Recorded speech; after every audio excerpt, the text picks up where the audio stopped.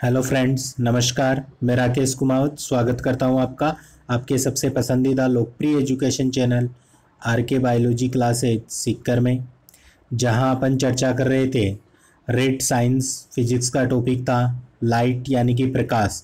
उससे संबंधित 3 video upload कर चुका हूं। आशा करता हूं आपने तीनों वो वीडियो देखे होंगे।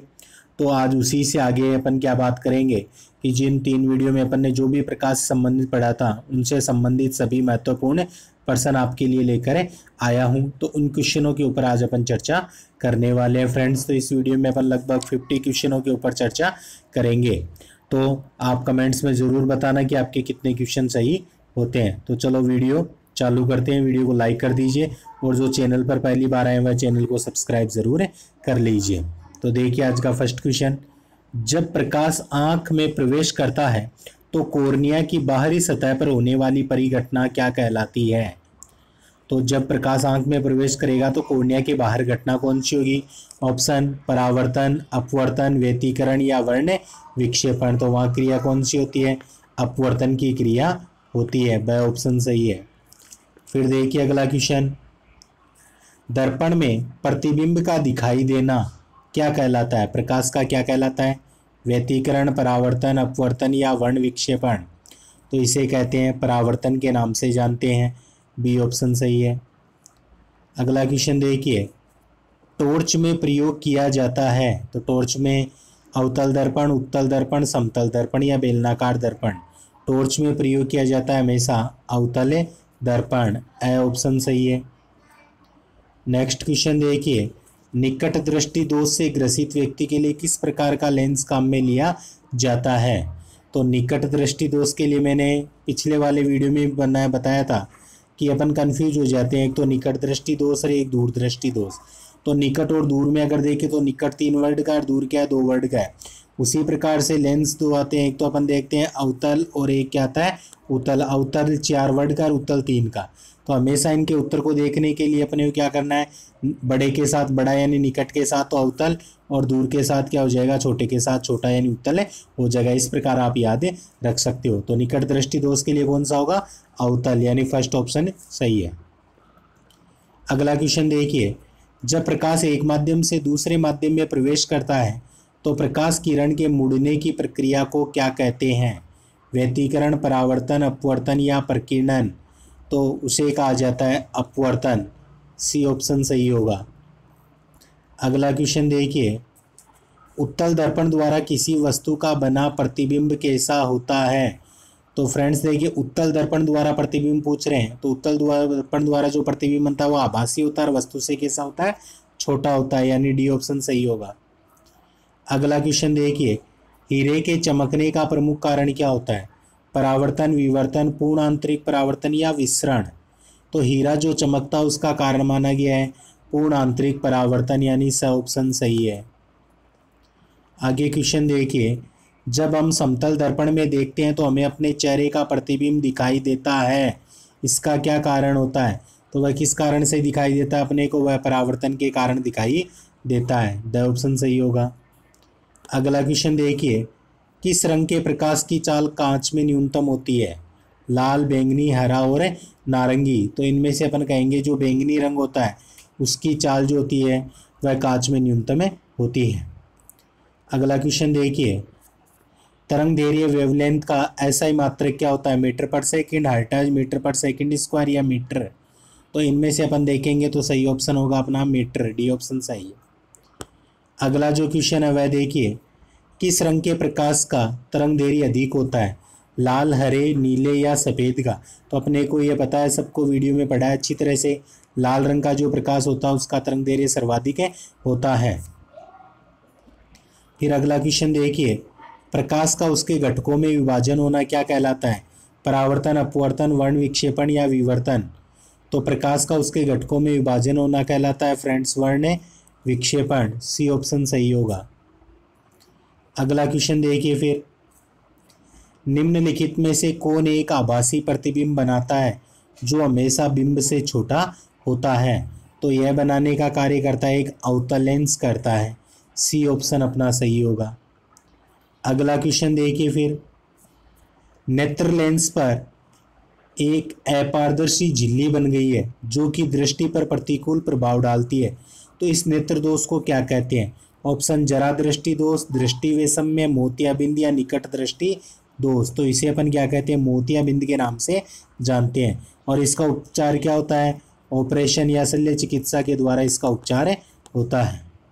तो फ्रेंड्स, सारे क्वेश्चन मोस्ट इंपॉर्टेंट है। अच्छे लग रहे हो तो वीडियो को लाइक कर दीजिए, अगर नहीं किया है तो। फिर आगे चलते हैं।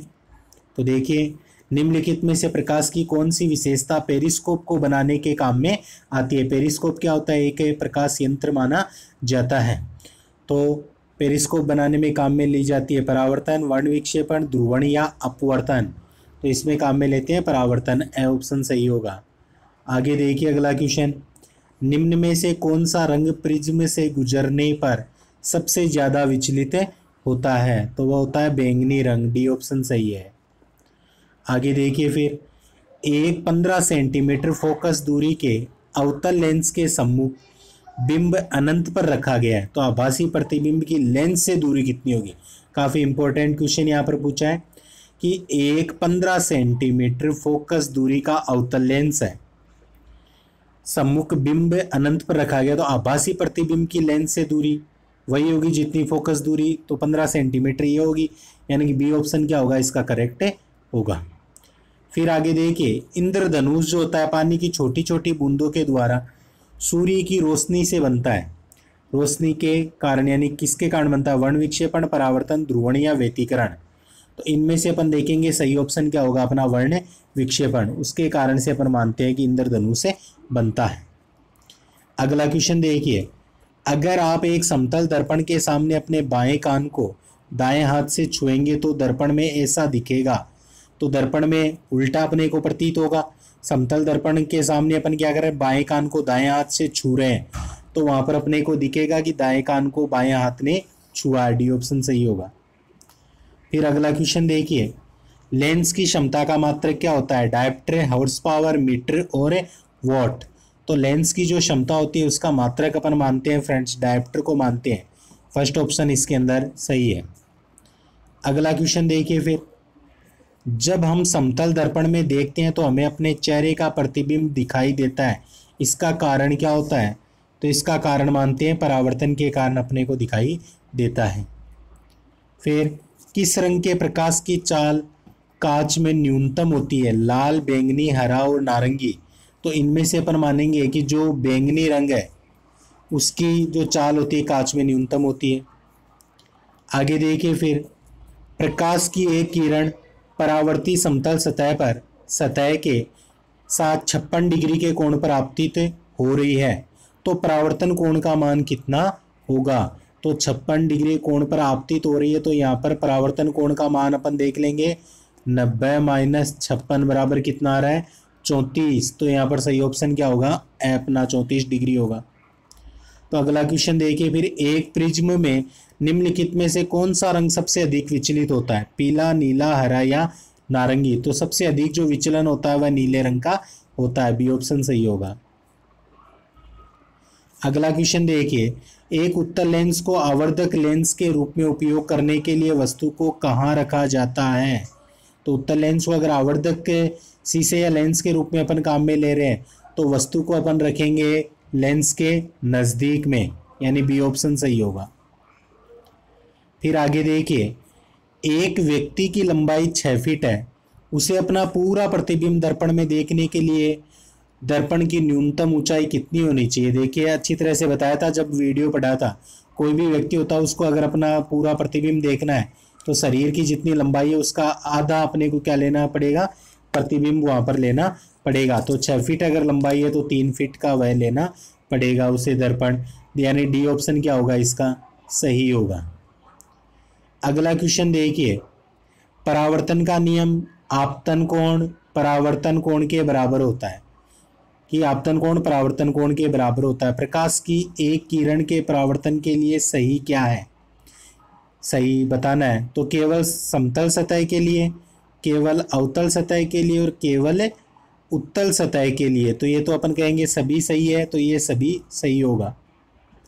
अगला क्वेश्चन देखिए अपने, वह दृष्टि दोष जो आंख की कोर्निया के वक्रता के क्षैतिज तथा ऊर्ध्वाधर तलों में भिन्न होने के कारण उत्पन्न होता है। तो उस नेत्र दोष को क्या कहते हैं?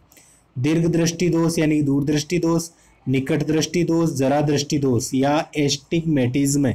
तो उसे अपन क्या कहते हैं? एस्टिग्मेटिज्म के नाम से जानते हैं, यानी कि दृष्टि वैषम्य कहते हैं। डी ऑप्शन सही होगा।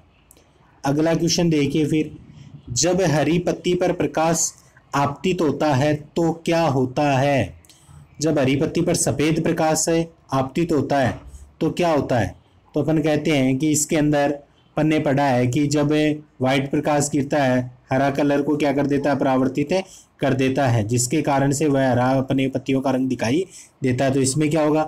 पत्ती के द्वारा मुख्य रूप से हरा रंग क्या हो जाता है? परावर्तित हो जाता है, और इसी कारण पत्तियां हरे रंग की दिखाई देती है। बी ऑप्शन सही होगा।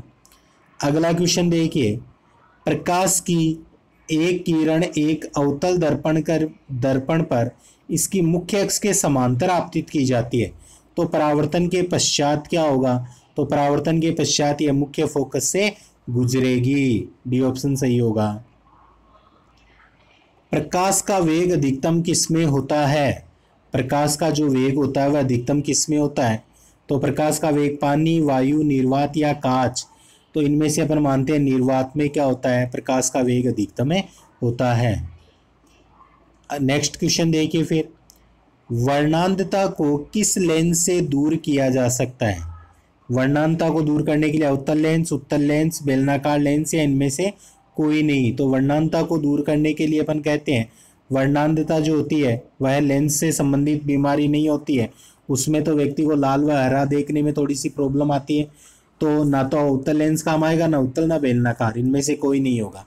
डी ऑप्शन सही होगा। वर्णांधता एक आनुवंशिक बीमारी होती है।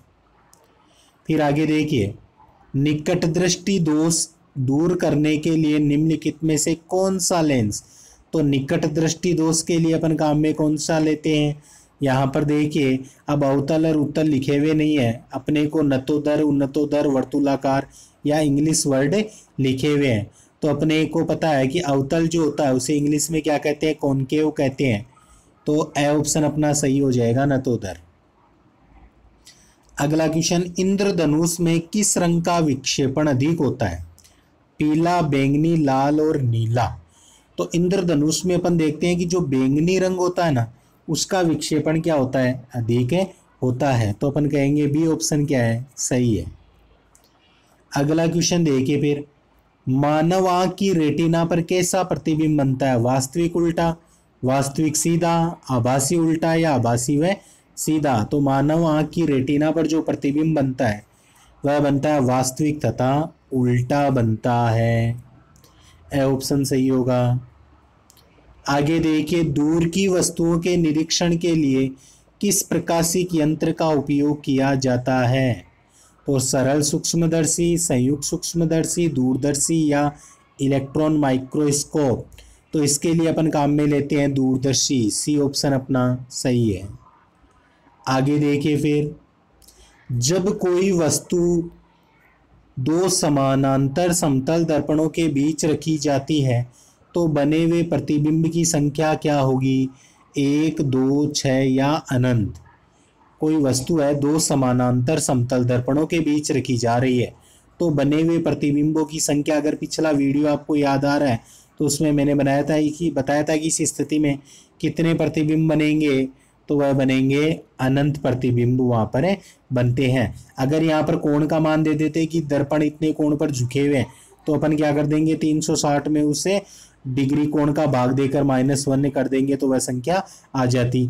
जैसे मान लेते हैं कि 60 डिग्री पर झुके हुए हैं, तो 60 का इसमें भाग देंगे 6, 6 - 1 यानी कि 5 वहाँ पर प्रतिबिंब बनते हैं। ऐसा अपन निकाल सकते हैं। फिर आगे देखिए, साबुन के बुलबुले के चमकीले रंग निम्नलिखित में से किसके कारण होते हैं? व्यतिकरण, विवर्तन, विक्षेपण या प्रकीर्णन। तो ये होते हैं व्यतिकरण के द्वारा। ए ऑप्शन सही है। अगला क्वेश्चन देखिए, निम्नलिखित में से तिथियों में से किसमें दोपहर को आपकी छाया सबसे छोटी होती है? दोपहर में छाया छोटी 25 दिसंबर, 21 जून, 14 फरवरी और 23 मार्च। तो दोपहर में आपकी छाया सबसे छोटी होती है। जब ज़्यादा अपन कह सकते हैं कि धूप का मौसम होता है तो वह होता है 21 जून। अपन मान सकते हैं कि बी सही होगा। इसमें सबसे बड़ा दिन भी होता है 21 जून, योग दिवस भी इसे कहते हैं। तो कई क्वेश्चन बनते हैं इस दिन से। फिर देखिए अगला क्वेश्चन, कैमरे में किस प्रकार का लेंस उपयोग में लाया जाता है? उत्तल, समान मोटाई का, वर्तुलाकार या उत्तल? तो कैमरे में जो लेंस काम में लेते हैं वह कौन सा होता है? उत्तल लेंस काम में लेते हैं। अगला क्वेश्चन देखिए फिर, अबिंदुकता का दोष दूर करने के लिए निम्नलिखित में से किस लेंस का प्रयोग किया जाना चाहिए? सिलेंडरी लेंस, अवतल लेंस, द्विफोक्सी लेंस या उत्तल लेंस? तो इनमें से काम में लेना चाहिए सिलेंडरी लेंस, यानी कि बेलनाकार लेंस काम में लेना चाहिए। अगला क्वेश्चन देखिए फिर अपने, एक व्यक्ति की लंबाई 6 फीट है, उसे अपना पूरा प्रतिबिंब देखने के लिए, क्वेश्चन रिपीट हुआ है, सही आंसर होगा 3 फीट। आगे, SI इकाई में लेंस की शक्ति की इकाई क्या होती है? मीटर, वाट, न्यूटन या डायप्टर? तो इनमें सही ऑप्शन क्या होगा? डायप्टर में अपन मानते हैं। डायप्टर क्या है? लेंस की शक्ति का मात्रक अपन मानते हैं। डी ऑप्शन, डी सही है, डायप्टर। अगला क्वेश्चन देखिए, समतल दर्पण में प्रतिबिंब होता है वास्तविक व सीधा, वास्तविक व उल्टा, आभासी व सीधा और आभासी व उल्टा। तो समतल दर्पण में जो प्रतिबिंब होता है वह कैसा होता है? आभासी व सीधा होता है। सी ऑप्शन सही है। अगला क्वेश्चन देखिए फिर, एक व्यक्ति सामने लगे दर्पण में अपना सिर बड़ा, शरीर का मध्य भाग समान आकार का और पैरों को छोटा देखता है, तो इस दर्पण में ऊपर से नीचे तक लगे दर्पणों का संयोजन क्या होगा? अच्छी बात है। तो देखिए क्या क्या कंडीशन दे रखी है। दर्पण में सिर बड़ा दिख रहा है, तो बड़ा किसके कारण दिखता है? अपने को पता है, बड़ा दिखाने के लिए अवतल लेंस काम में याद लेते हैं, अवतल काम में ले रहे हैं दर्पण, जो अवतल दर्पण काम में लेंगे। शरीर का मध्य भाग समान ही दिख रहा है, जितना है उतना ही, तो वह समतल दर्पण हो जाएगा। और पैरों को अगर छोटा दिख रहा है तो वह क्या हो जाएंगे? उत्तल हो जाएगा। तो पहले अवतल, फिर समतल और फिर उत्तल, यानी कि जो बी ऑप्शन है वह अपना करेक्ट होगा। और ऐसा अपन देखते हैं जो मनोरंजन के लिए सर्कस वगैरह होते हैं वहां पर इनका उपयोग किया जाता है दर्पण का। आगे अपन देखेंगे, अभिलंब एवं आपतित किरण के बीच बनने वाला कोण क्या कहलाता है? परावर्तन कोण, आपतन कोण, अपवर्तन कोण या प्रिज्म कोण? तो यह कोण क्या कहलाता है? आपतन कोण कहलाता है। यानी कि अपन मान रहे कोई आपतित किरण है और यह यहाँ से क्या इस सतह पर आकर ये टकराई, आपतित किरण इस सतह पर आकर टकराई, तो अपन कहेंगे कि अभिलंब, ये हो गया इनके बीच का अभिलंब। तो अभिलंब और आपतित किरण के बीच बनने वाला जो ये कोण बन रहा है उसे क्या कहते हैं? तो कोण क्या बन जाएगा? आपतन कोण होता है। फिर अगला क्वेश्चन देखिए, सूर्य का व्यास 1.4 × 10⁻9 मीटर और इसकी पृथ्वी से दूरी 10⁻11 मीटर है। 2 मीटर की फोकस दूरी के एक उत्तल लेंस के द्वारा बनाए गए इसके प्रतिबिंब का व्यास कितना होगा? 0.7 सेंटीमीटर, 1.4 सेंटीमीटर, 2.8 सेंटीमीटर या 0? तो इसमें अपन मानेंगे कि इसका जो व्यास होगा वह अगर अपन इसे हल करेंगे तो आंसर आएगा 2.8 सेंटीमीटर। आगे देखिए फिर, एक आपतित किरण एवं समतल दर्पण से परावर्तित किरण के मध्य का कोण 60 डिग्री है। तो परावर्तित किरण आपतित किरण के सापेक्ष किस कोण से विचलित हुई है? तो 60 डिग्री है, तो फिर परावर्तित किरण का अगर पूछेंगे तो आपतित किरण 60 डिग्री है, परावर्तित किरण का पूछा तो वह जस्ट इससे डबल हो जाएगा, यानी कि 120 डिग्री। ए ऑप्शन क्या होगा अपने? सही होगा, क्योंकि जब मैंने बताया था आपतित किरण आर्य अगर वह थीटा है तो उसी का अगर परावर्तित किरण में पूछे तो वह क्या हो जाएगा? 2 थीटा हो जाएगा। इसलिए जरूर आपको याद रखना है ऐसा क्वेश्चन। नेक्स्ट क्वेश्चन है, निकट दृष्टि दोष से पीड़ित व्यक्ति 20 सेंटीमीटर से 100 सेंटीमीटर तक स्थित वस्तुओं को तो देख सकता है। अनंत पर स्थित वस्तुओं को देखने के लिए उसे किस प्रकार का तथा कितनी फोकस दूरी वाला लेंस लगाना होगा? तो अनंत तक अगर उसे देखना है तो अपन कहेंगे कि उसे अवतल लेंस तो काम में लेना होगा, अवतल लेंस काम में लेना होगा, यानी कि दूरी में प्रॉब्लम है तो उसकी क्या है? निकट दृष्टि दोष है। तो निकट दृष्टि दोष में अपन काम में लेते हैं, अवतल लेंस तो काम में। और दूरी तक देखना है तो उसे 100 सेंटीमीटर वाला जो अपन मानते हैं कि लेंस है वह काम में लेना पड़ेगा। तो अवतल लेंस 100 सेंटीमीटर, आंसर होगा डी ऑप्शन। अंतिम क्वेश्चन देखिए आज का। एक वस्तु पहले एक लेंस से 24 सेंटीमीटर की दूरी पर और इसके बाद लेंस से 16 सेंटीमीटर पर रखी जा रही है। दोनों ही स्थिति में वस्तु के प्रतिबिंब का आवर्धन क्या होता है, समान है। तो उस लेंस की फोकस से दूरी कितनी है? तो लेंस की फोकस से दूरी दोनों ही कंडीशन में अगर अपन समान मान रहे हैं, पहले 16 आ रहा है और फिर 24 आ रहा है, तो पहले 24 आ रहा है तो अपन देख रहे हैं कि सेंटीमीटर, उसके पश्चात 24, तो इसका आंसर होगा सी ऑप्शन, यानी कि 20 सेंटीमीटर इसका आंसर अपने आएगा। क्योंकि पहले अपन रख रहे हैं तो वह वहाँ पर क्या होगा, थोड़ा ज़्यादा दिखा रहा है और बाद में क्या हो रहा है, कम दिखा रहा है। तो दोनों का जो औसत अगर अपन देखेंगे तो वह क्या आएगा, 20 अपने देख सकते हैं। पहले 4 ज़्यादा दिखा रहा था, इधर 4 कम, तो 20 सेंटीमीटर इसका आंसर होगा। तो ये 50 क्वेश्चन अपने थे। क्वेश्चनों कितने सही हुए आपके कमेंट्स में ज़रूर बताइए और वीडियो को लाइक कर दीजिए। और दूसरी बात कि रिटे की तैयारी करने वाले प्रत्येक छात्र छात्राओं के लिए रोजाना 3 वीडियो अपने चैनल के द्वारा अपलोड किए जा रहे हैं, प्रातः 6 बजे, दोपहर 1 बजे और रात्रि 8 बजे। इसका फ़ायदा आप लोग जरूर उठाइए और अपने यार दोस्तों को भी ज़रूर बताइए। आज का वीडियो देखने के लिए आप सभी का धन्यवाद। मिलते हैं अगले वीडियो में एक नए टॉपिक के साथ। तब तक के लिए जय हिंद, जय भारत।